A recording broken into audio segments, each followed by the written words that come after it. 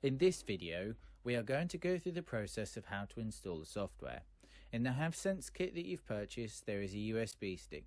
This has the application software and USB drivers on for the HAVStock system. As you can see, if I click the folder icon in the taskbar at the bottom of the screen and click the removable disk device, there are 3 folders: HAV software, USB drivers, and then the HAVSense manual. In the software folder, you will see 2 installer applications. Note that one is for a 64-bit operating system and the other is for a 32-bit operating system. You will need to choose accordingly depending on what operating system your machine is running. If you select the wrong application for your computer, you will be met by a message that says it cannot install the software. You can also see that this is the same for the USB drivers. There is a 64 and a 32-bit driver for you to install. The driver allows the computer to talk to the dock via the USB interface. USB View has been included for debugging issues with the USB device. This allows the active USB ports to be viewed and to show what is connected to them. It helps troubleshoot if there are any problems installing the USB drivers. A manual of the HAVSense system has been provided in PDF format.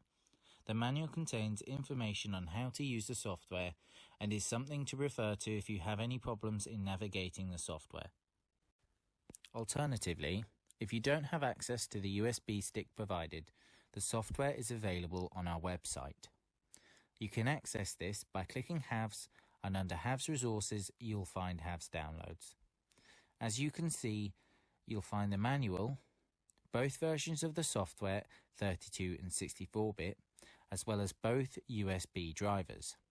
These are dated and state the latest version number. There will always be the latest version of software on our website if the one on your USB stick is outdated. To install the software, find the correct installer application for your computer, either 64 or 32-bit. The computer I'm using is a 64-bit operating system, so I will be using the 64-bit installer. Double-click and the install wizard will pop up. Click Next. There will be a software license agreement. Please read this and click Accept, then click Next. The next page is Custom Setup, which allows the software to be installed on another drive that's not the C drive. It is recommended that you stick with a default. After this, click Next, then Install. Depending on the type of user account the software is being installed under, you'll be asked to confirm that you have administrative rights and you want to install the software. Or you might need to put the administrative password in and click OK. The install should take no longer than a couple of moments. Once installed, the shortcut will appear for the HAVSense software on the desktop. Now, install the correct USB drivers. Again, I will be installing the 64-bit driver. Double-click and run through the setup wizard. Click Next, then accept the license agreement, then press Install. Again, the install should only take a couple of moments at most. A Windows pop-up will appear. Click Next and continue with the driver install. After both the software and USB drivers have been installed, make sure the dock is powered up and the USB lead provided is plugged in.